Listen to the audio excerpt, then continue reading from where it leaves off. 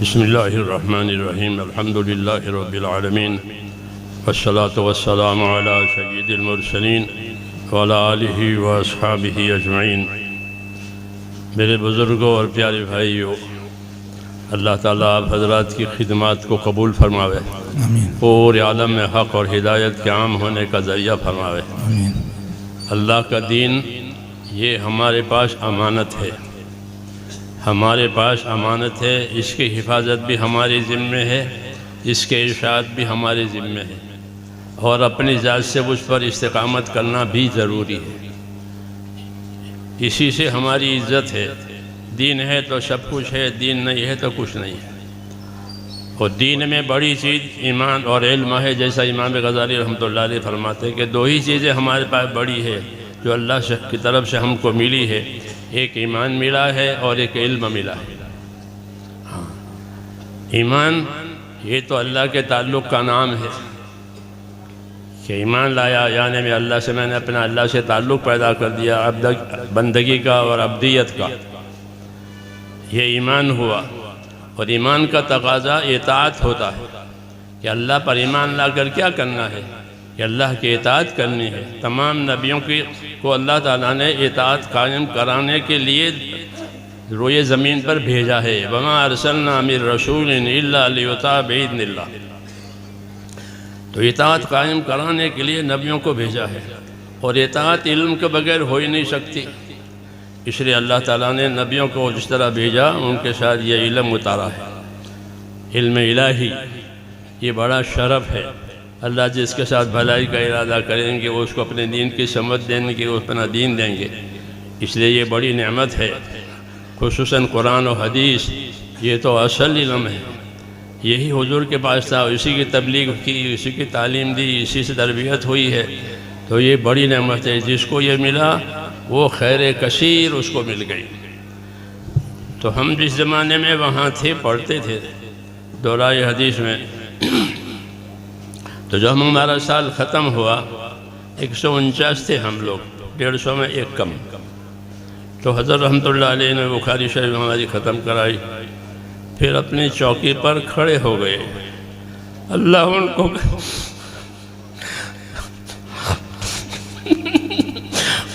کو غنی کا رحمت کرے، آمین۔ اللہ ان کے درجات کو بلند فرمائے۔ ہم لوگوں کو اپنی چوکی پر کھڑے ہو کر کے بخاری شریف کی اور ترمذی شریف کی اجازت دی ہے کہ میں تم لوگوں کو اجازت دیتا ہوں۔ یہی ایک شرف اللہ نے ہم کو بھی دیا ہے۔ اس لیے جیسے میرے حضرت رحمۃ اللہ علیہ نے مجھ کو اجازت دی تھی بخاری شریف کی اور ترمذی شریف کی، تو ان پڑھنے والوں کو بھی میں اپنی طرف سے ایسی اجازت دیتا ہوں جس کی میری شیخ نے مجھے۔ اللہ تعالیٰ مجھے بھی قبول فرمائے، آپ کو بھی قبول فرمائے۔ علم کا مقصد کہ علم کیوں اترا ہے؟ علم تو اس لیے اترا ہے تاکہ اللہ سے اپنا تعلق صحیح کیا جائے۔ عقائد میں، اعمال میں، اخلاق میں، سب چیزوں میں علم رہبری کرتا ہے۔ اس لیے صحیح علم لینا ہے، اور سب سے پہلے اپنے آپ کو اپنے علم کے تابع کرنا ہے۔ جو اپنے علم کے تابع کرے گا وہ ہے عادل، عدول۔ اور عادل اسے کہتے ہیں کہ جو اپنے آپ کو اپنے علم کے تابع کرے، اور جو اپنے علم کے تابع اپنے آپ کو نہ کرے اس کو فاسق کہتے ہیں۔ اللہ نے بنی اسرائیل کے علماء کو عام طور سے فرمایا کہ ان کی اکثریت فاسق ہے، حالانکہ ان کے پاس علم ہے۔ کیوں؟ کہ وہ اپنے علم کے تابع نہیں تھے، انہوں نے علم کو اپنے تابع کیا تھا، علم کو اپنے تابع کیا تھا۔ وہ تحریف بھی کرتے تھے، تاویل بھی کرتے تھے، جی ہاں۔ اس لیے ان کو کہا کہ ان کی اکثریت فاسق ہے۔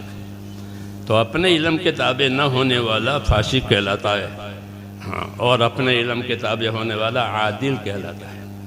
صحابہ سارے کے سارے عادل ہیں کہ وہ اپنے علم و ایمان کے تابع ہیں، اور انہوں نے اپنے ایمان کو، اپنے علم، اپنے آپ کو ایسا تابع کیا کہ ان کو اللہ تعالیٰ کے نبی کی طرف سے سند ملی کہ اصحابی کا نجوم، کہ میرے صحابہ تو ستاروں کی طرح سے، کہ ستاروں میں روشنی بھی ہے، رفتار بھی ہے۔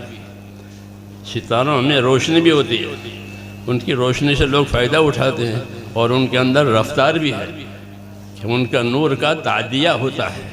اسی طرح اس علم میں بھی دونوں باتیں ہیں کہ اپنے آپ کو اپنے علم کا تابع کرے. اگر اپنے علم کے تابع عالم نہیں کرے گا تو اپنی خواہش کے تابع ہوگا. یا تو ہدا یا ہوا، ان دونوں میں سے ایک کی تابعداری آدمی کا نفس قبول کرتا ہے. اگر ہوا کے تابع ہو گیا تو پھر وہ کام سے گیا. کہ سب سے زیادہ گمراہ وہ ہے جو ہوا اور خواہشات کی تابعداری کرے. اس کے مقابلے میں ہدا ہے، صحیح ایمان، صحیح عقائد، صحیح اعمال. هو الذی ارسل رسولہ بالہدی ودین الحق، کہ اللہ نے اپنے نبی کو ہدا اور دین حق یعنی صحیح عقائد، صحیح اعمال کے ساتھ بھیجا ہے.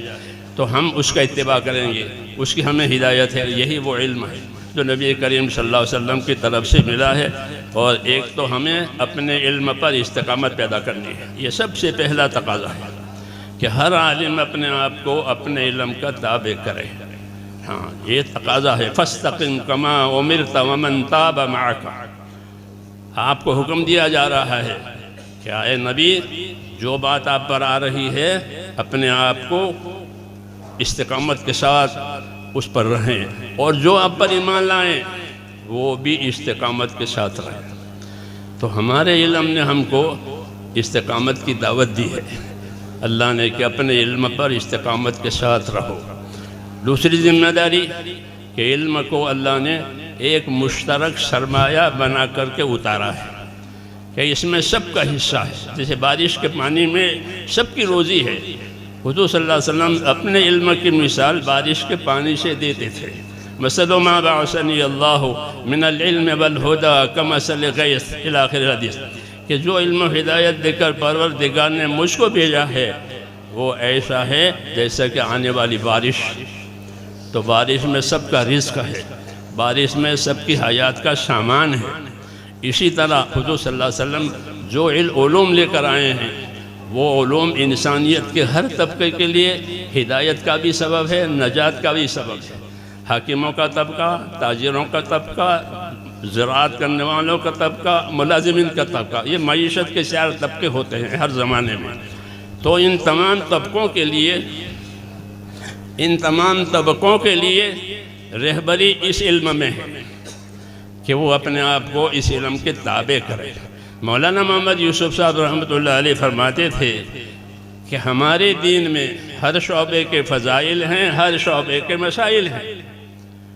ہمارے دین میں ہر شعبے کے فضائل ہیں، ہر شعبے کے مسائل ہیں. حکومت اور اقتدار کے فضائل ہیں، اس کے مسائل ہیں. تجارت کے فضائل ہیں، تجارت کے مسائل ہیں. زراعت کے فضائل ہیں، زراعت کے مسائل ہیں.